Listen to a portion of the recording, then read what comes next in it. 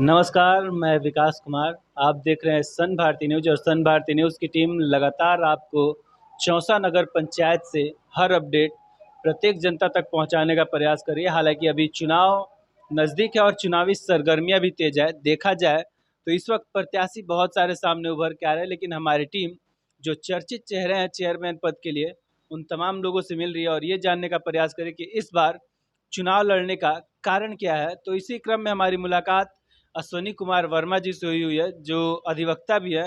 हालांकि हम बात करें तो राजनीतिक करियर इनका काफ़ी लंबा रहा और सामाजिक कार्यकर्ता के तौर पे लगातार जनता के बीच अपना आना जाना या फिर जनता का हर सुख दुख में साथ खड़े रहना लगातार बना हुआ है। तो सबसे पहले आइए हम आपको उनसे मिलवाते हैं।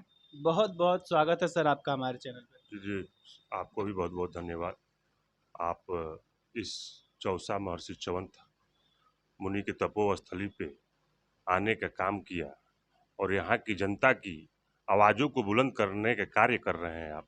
मैं आपको तहे दिल से, दिल की गहराइयों से इस न्यूज़ चैनल को मैं धन्यवाद देता हूँ। सर, जैसा कि हमारी टीम यहाँ पे आम जनता से बात कर रही है लगातार उनकी समस्याओं को लेके, तो अनेक प्रकार की समस्याओं से यहाँ की जनता अभी भी वर्तमान में जूझ रही है। लेकिन इस बार आप चेयरमैन पद से सामने है, तो कारण क्या है चुनाव लड़ने का? देखिए, हमारा साफ एजेंडा है। मैंने टारगेट कर लिया है और मैंने मिशन भी बना लिया है कि चौसा की मुख्य रूप से विकास की कौन कौन सी योजनाएं हैं जिसको धरातल पर उतारना है। जैसे चौसा का चहुमुखी विकास हो। हम जो चाहते हैं कि जो चौसा का नाम इतिहास में अंकित है उसको धरातल पर उतारना। हम लोग बरसों से पढ़ते आ रहे हैं, सुनते आ रहे हैं चौसा का इतिहास को, लेकिन वास्तव में जब आप जाइएगा चौसा के उस ऐतिहासिक स्थली पे, आज भी अपने आप पे रोना आता है। यानी कि वीरान पड़ा हुआ है वो स्थली। यहाँ के जनप्रतिनिधियों की उपेक्षा के कारण समझिए कि कोई ध्यान ही नहीं था, केवल लूट खसोट मचा है। 20 साल के इस पंचायती राज शासन में मैं बता देता हूं कि जब से बिहार में पंचायती राज शासन लागू हुआ, इतना लूट हुआ। ऊपर से माननीय नीतीश कुमार जी का जो 7 निश्चय योजना था, इसका बहुत दुरुपयोग हुआ है। इसकी मैंने लड़ाई लड़ी है। मेरे पास आईटीआई का एक इतना बड़ा सारा झोला भरा हुआ है सर। मैंने इतना लोगों को जनता के बीच में हमको यही सब बताना है कि यहाँ के प्रतिनिधियों ने 5 साल में क्या किया। 7 निश्चय योजना को क्या कैसे धरातल पर उतारना है वो कामें नहीं किया। आप चले जाइएगा, आप तो चलिएगा तो मैं घुमा दूंगा। अपने 4-5 गो वार्ड है, 11, 12 और 13, वहाँ पे नाली बना हुआ है सर, और रोड पे रोड बना है। ये 7 निश्चय पैसा का दुरुपयोग हुआ है। इसमें समझिए कि मैंने ये हकीकत कहा जाए कि 7 निश्चय योजना धरातल पर बिल्कुल फेल है। लगातार जो करप्शन का मामला बढ़ रहा है उसमें कहीं ना कहीं चौसा नगर पंचायत की जनता भी लिप्त है और जनप्रतिनिधियों द्वारा जो किया गया है उसे जनता भली भांति जानती है। लेकिन अगर हम बात करें तो चुनाव नज़दीक है, प्रत्याशी बहुत सारे आए हैं, तो इस बार आप चुनावी मैदान में चेयरमैन पद से, तो क्या टारगेट है, क्या मैनिफेस्टो है यहाँ की जनता के लिए? अगर आने वाले समय में जनता आपको आशीर्वाद देती है, चेयरमैन का पद देती है, तो यहाँ के लिए प्राथमिकता क्या होगा? देखिए, सबसे पहला प्राथमिकता मेरा ये साफ है। मेरा 2-3 दिन में हैंडबिल मार्केट में आ जाएगा, जनता के बीच में चला जाएगा। मेरा उसमें पहला मांग यही है, मुद्दा यही उठाए हैं हम कि चौसा बाजार का जो रोड है कंजस्टेड है। मेरे जीतने के बाद आपको वो रोड 20 फीट मिलेगा। मैं जनता से साल भर का समय मांगा हूँ, संभव है। मैंने पान जनता चुनती है 5 साल के लिए। मैंने जनता के सामने साल भर का वादा करता हूँ कि अगर साल भर में सरकार की योजनाओं को जो मेरा मैनिफेस्टो होगा उसको मैं धरातल पर नहीं उतारूंगा तो मैं साल भर में रिजाइन मार दूंगा।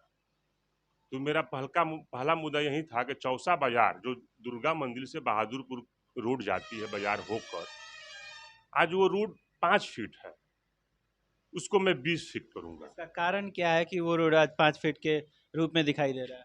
ये जनप्रतिनिधियों की उपेक्षा के कारण, यहाँ के जो स्थानीय जनप्रतिनिधि यहाँ के हुए, इसको नज़रअंदाज किया। यहाँ का व्यवसाय को चौपट कर दिया उन लोगों ने। इस रोड का देन है कि व्यवसाय चौसा बाजार के जितने भी व्यवसायी वर्ग के लोग हैं आज करा रहे हैं। चूंकि बाहरी लोगों का आवागमन बंद हो गया है, लोग सोचता है कि क्या मैं बाजार में जाऊंगा, 2 घंटा जाम में फंस जाऊंगा। इस समस्या का निराकरण कौन करेगा? तो कहीं ना कहीं इसका दुष्परिणाम वहाँ की जनता भुगत रही है, वहाँ के व्यवसायी भुगत रहे हैं। जी, ये स्वाभाविक है, भुगत रहे हैं, लेकिन हमारे यहाँ ऐसा है कि लोग बनिया वर्ग की संख्या अच्छा है हमारे बाजार में, तो लोग नहीं बोलते हैं। बनिया जानबे करते हैं कि उन लोगों का क्या, जल्दी विरोध का स्वर नहीं निकालते हैं। वो लोग इस सहते आ रहे हैं इस चीज़ को, लेकिन अब बगावत का बिगुल फूँक दिए हैं हम लोगों ने, नौजवानों ने, चौसा के समाज के लोगों ने। उन लोगों का आशीर्वाद और प्रेम स्नेह से लेकर मैं इस मैदान में उतरा हूँ, और मैं उनकी हर जो जायज मांग होगी, मैं धरातल पर उतारने का कार्य तो करूँगा। केवल एक बनिया समाज को ले लिया जाए तो उनका वोट काफ़ी नहीं है चुनाव जीतने के लिए। इसके लिए आपको चौसा नगर पंचायत के हर जनता के दिल पे राज करना होगा, यानी अब आपके द्वारा किए गए कार्यों से या फिर आने वाले मैनिफेस्टो को लेके यहाँ की जनता को पसंद आनी चाहिए, या फिर आपका जो विचार व्यवहार रहा है इस बीच वो यहाँ की जनता को पसंद आना चाहिए, वही काम करेगा आने वाले चुनाव में। अभी सर आपने मेरा पूरा मैनिफेस्टो सुना ही नहीं, अभी तो एक सुना है, जो मैंने 10 से 11 इंडिकेट कर रखा है। वो मैं आपको 2-3 दिन के अंदर में प्रोवाइड भी करा दूंगा। मेरा छप रहा है, उसका बैलेट पेपर आ रहा है, उसमें मेरे 10 से 12 मांगे हैं, और मांग जनता के हित के लिए, सर्वजन हिताय सर्वजन सुखाय सर्व समाज के लिए। मैं मजदूर यूनियन का नेता हूँ।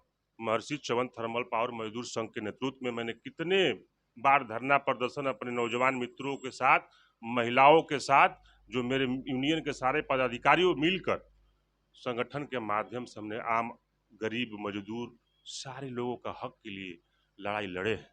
मेरे पास रिकॉर्ड है सर। हम लोग मजदूर हित के लिए भी बात करते हैं, और महिलाओं के लिए बात करते हैं, और सर्वजन समाज की मैं बात करता हूँ। तो ऐसी कोई बात नहीं है कि केवल मैं वैश्य समाज को लेकर चलूंगा, क्योंकि मैं जिस जगह से आता हूँ सर, वो वैश्य का गढ़ कहा जाता है, चौसा बाजार। तो ये स्वाभाविक चीज है कि जहाँ मेरा घर है, तो वहाँ पे तो थोड़ा सा माहौल जो पहले का था, जो 20 वर्ष से पहले का माहौल था, और आज का जो वहाँ का जनरेशन आप देख रहे हैं, बहुत का अंतर आएगा। क्योंकि हम लोग को वहीं पे पहले हम लोग 20 फीट का रोड पे देखते थे, एक ट्रक जाती थी और एक ट्रक आती थी। लेकिन आज के युग में आप चले जाइएगा, एक मोटरसाइकिल निकालने में आपको बहुत सारी कठिनाइयों का समस्या से उत्पन्न होना होगा। तो ये सब चीज़ों को इग्नोर नहीं करना है, इससे विकास मेरा बाधा है। ना एक भी आपको बैंक मिलेगा, ना एक भी एटीएम मिलेगा। इतना बड़ा हब है चौसा बाजार, जहाँ करोड़ों रुपया का मंथ में ट्रांजेक्शन होता है। क्या वहाँ पे बैंक नहीं होनी चाहिए? क्या वहाँ पे एटीएम नहीं होनी चाहिए? मैंने ये चीज को बहुत पहले मैंने उठाया था। यहाँ का जो स्थानीय सपना सांसद जवाब दे ना, यहाँ के प्रतिनिधि जवाब दें, यहाँ के मुखिया जवाब दे, लेकिन कोई कुछ करने वाला नहीं है। जो सपना आपके द्वारा देखा गया है चौसा नगर पंचायत की जनता के लिए, उसको पूरा करने के लिए जनता का आशीर्वाद मिलना आवश्यक है। तो क्या अपील रहेगा आगामी चुनाव को लेके यहाँ की जनता से?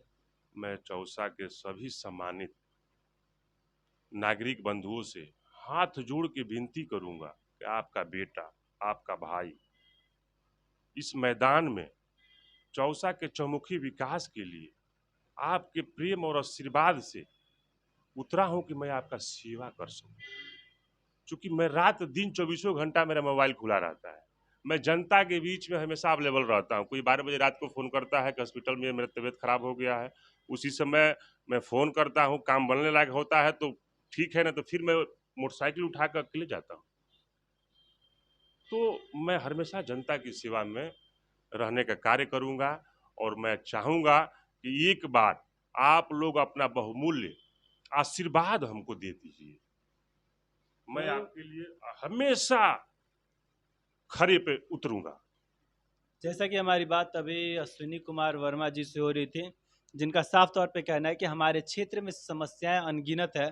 खासकर इस बाजार के बारे में अगर हम बात कर ले तो यहाँ की जो व्यवसायी लोग हैं लगातार उनको परेशानियों का सामना करना पड़ रहा है, जिसका कारण एकमात्र है कि जो भी जनप्रतिनिधि आए हैं उनका कहीं से किसी तरह से उस पर ध्यान नहीं रहा है। और जो चौसा नगर पंचायत की जनता के लिए इनके द्वारा देखा गया सपना है, चाहे वो शिक्षा का मामला हो, स्वास्थ्य का मामला हो, या फिर सरकार की तमाम योजनाएं जिसमें करप्शन को बढ़ावा दिया गया है, उन तमाम कमियों को दूर करने का काम करेंगे और करप्शन मुक्त चौसा नगर पंचायत बनाने का कार्य करेंगे।